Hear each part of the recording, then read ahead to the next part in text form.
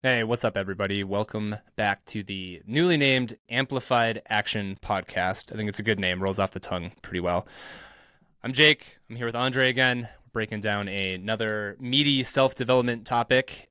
This one's a big one. I feel like I say that at the beginning. I think we like big topics. This one's about building wisdom, which is a really tough thing to break down because wisdom is a super overcharged packed word, and that's where we're going to start, is just trying to define what wisdom actually is. So, Andre, what's your definition of wisdom? Okay. Yeah. Wisdom is definitely something where people have all kinds of crazy connotations. It sounds so individual. And I think we can just provide a definition for the purpose of, for each of us, right? So my definition of wisdom is quality of decision making when you're applying experience, knowledge, and judgment from your past. That's a pretty solid definition, I would say. The one thing that comes to my mind when I'm thinking about wisdom, very much related, is the idea of intuition and wisdom, because I think they're somewhat. I don't think they're interchangeable, but I think often like we might say them make them interchangeable when we say them. Intuition to me and wisdom is related, but intuition is the experience, the unconscious decision making you're making from information you've consumed, from experiences you've had, whereas wisdom is like taking that intuition and translating it into something that is a bit more tangible and backed with logic and reasoning a little bit, so kind of combining the the woo woo intuition gut feeling type stuff and pairing that up with some actual hard data. That's the way I like to think about wisdom. Yeah, that's interesting. I've never actually drawn a connection between intuition and wisdom, and it's going to take a while for me to mull that one over. But yeah, I could see the connection. Um, Wisdom, like I like to think about wisdom, even like if we even further pare it down, it's like wisdom is applied knowledge, you know, especially experiential knowledge. And intuition is kind of like a jump where we're just applying our experience without going through any conscious filtration, right? So it makes a lot of sense to me that you would think about intuition as something that's very interconnected with wisdom. I think that wisdom, when people talk about it, is more intentional. It's like, okay, I've had this thing and this is what worked in the past, so I'm going to go ahead and do what worked in the past. And intuition has like a connotation of like a brilliant jump, but it's not. At least that's how I hear other people use that word. But very very interchangeable. I like it. Yeah, before we one little mini rabbit hole before we dive in. We do have some structure around this. We're going to talk about three ways to build wisdom and three pitfalls and wisdom as well. But just as part of the intro too, I got to turn around because there's a book on my shelf that I wanted to reference and I don't remember the name. The Creative Act by Rick Rubin. That's what it is. When we're talking about wisdom and intuition, this book that probably influenced some of my definition around wisdom, because I think Rick Rubin, who's an amazing producer and has produced amazing artists and albums, and everything he touches seems to turn to gold. He's very driven by intuition, but in that book, he has sort of bridged the gap between that. He's taken all this experience he's had. He's so intuitive and driven by the way he feels and his emotional response and all these things, but then he sort of translates it into like knowledge that can actually be applied and breaks it down a little bit.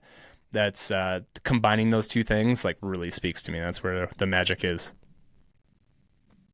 Yeah, yeah, for sure. And something that I think is important when we're looking at wisdom is to understand that what seems wise to one person may not seem wise to another person, and it has to do with the fact that we're kind of all perspective beings, just like navigating the world or universe or whatever we want to call it, depending on your level of woo woo in your in your your mental landscape or whatever, right?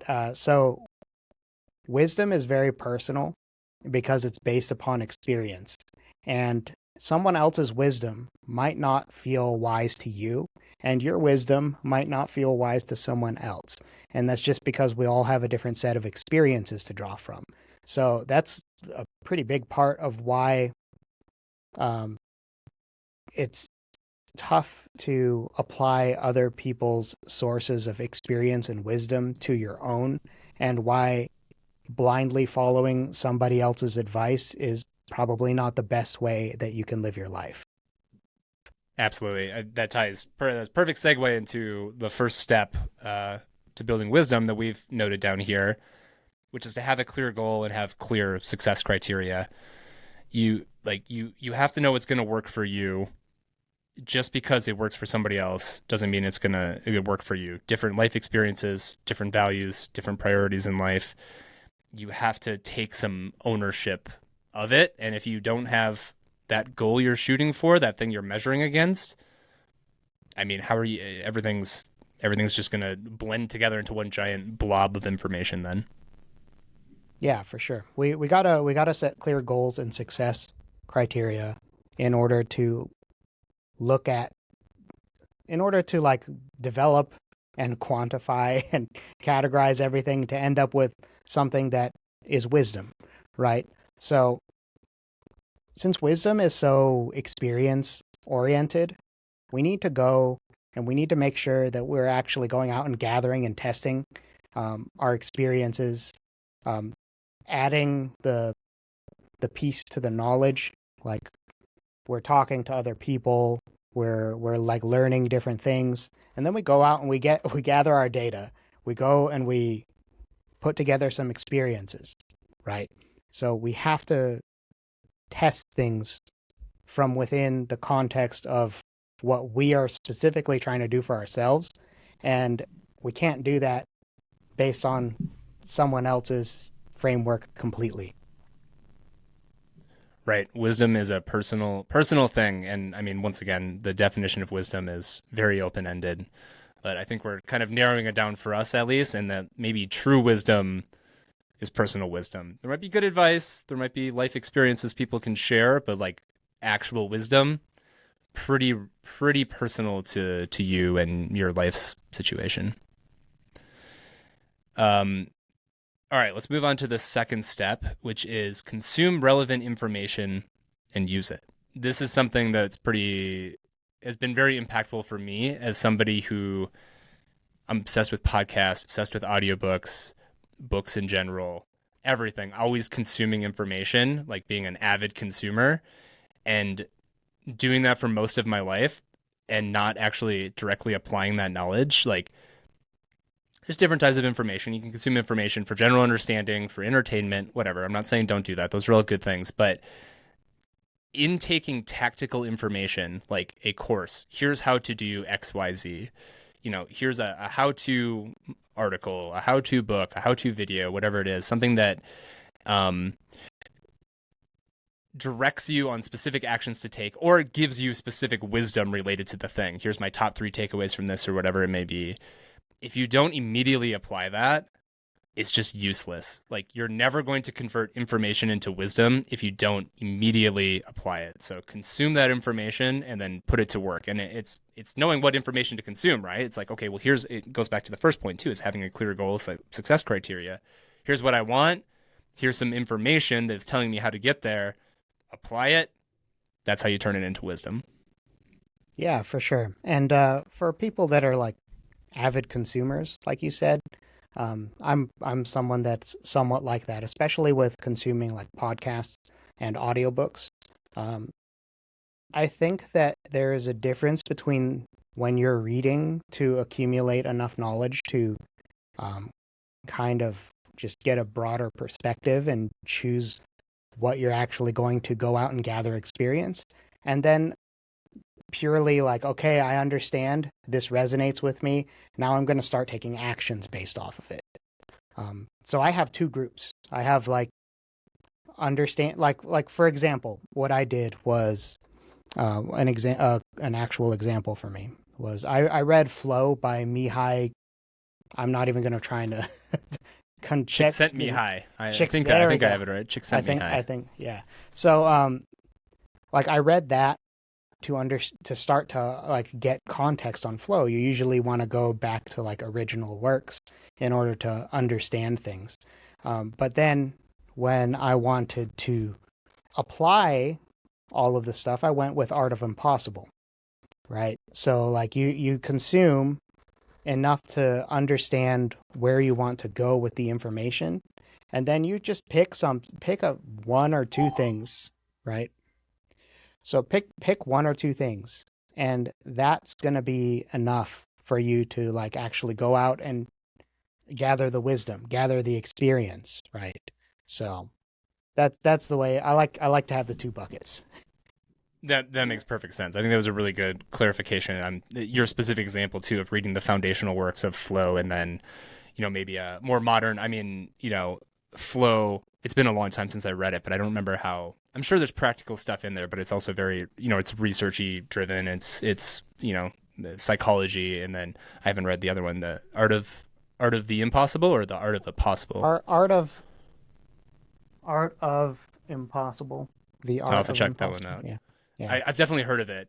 I'm totally just making assumptions, but it's like, okay, maybe it's a little bit more modern, it's a little bit more actionable, updated. Totally right. Like being able to combine those two things, the foundational knowledge, and you can probably work in both directions, right? You can start with the foundational knowledge to figure out and then move more into the tactical, or start with the tactical and be like, you know what, I need more foundation here. Let's back it up a little bit. Totally key for wisdom. And definitely relates into the applying it. It's like you need both. You can't just have one without the other.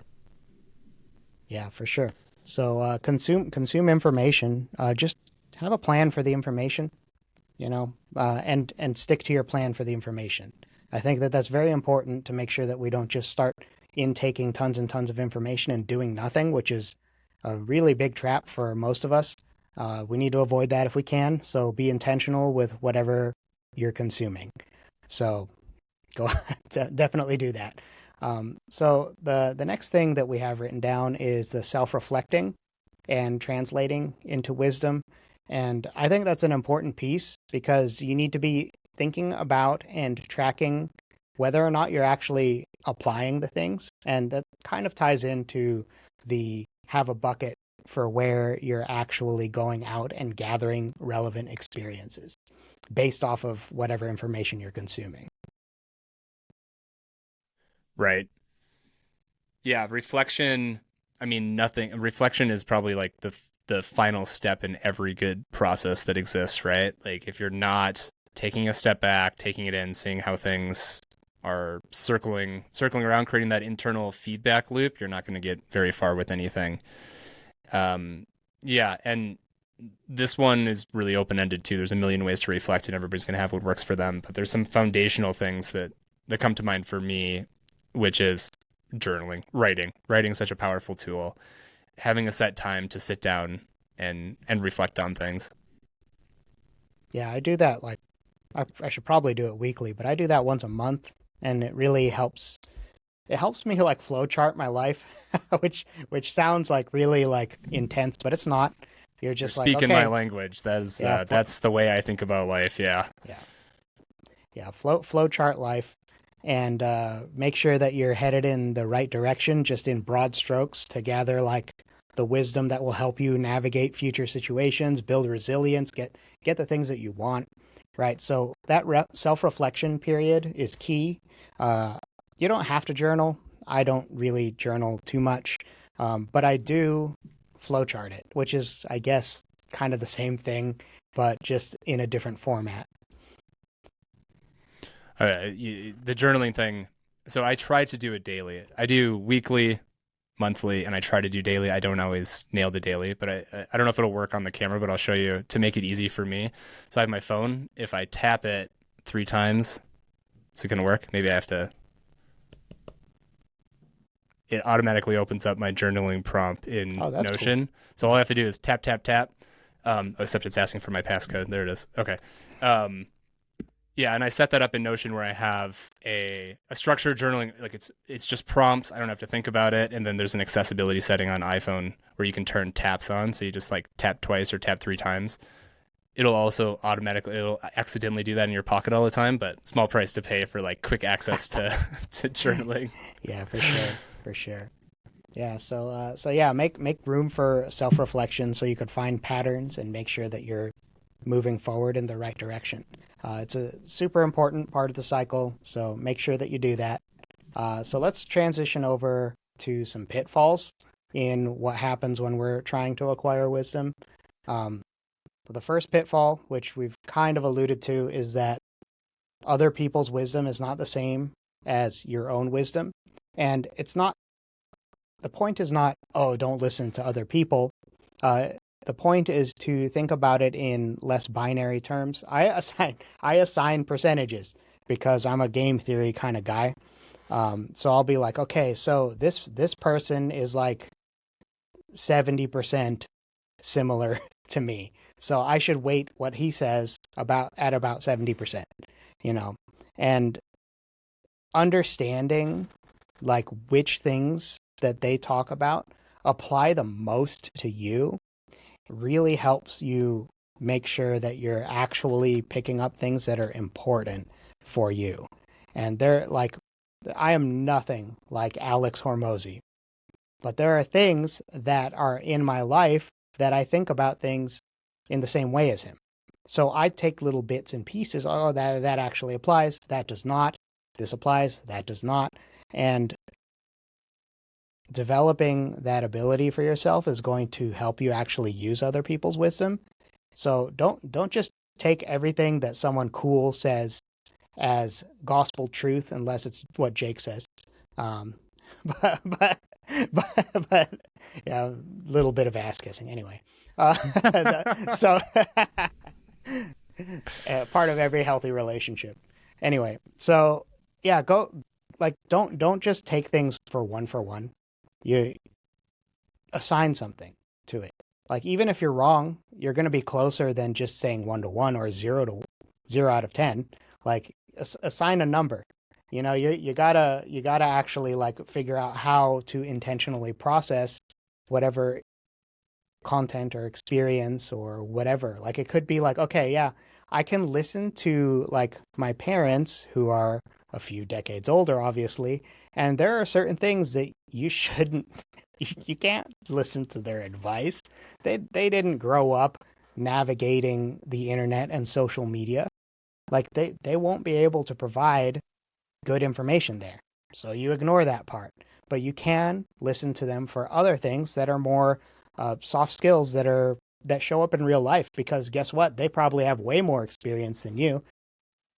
Especially if like one of your parents is very similar to you. You kind of like, what did he do? Did it work or did it not? Like that's pretty close to like how I view things.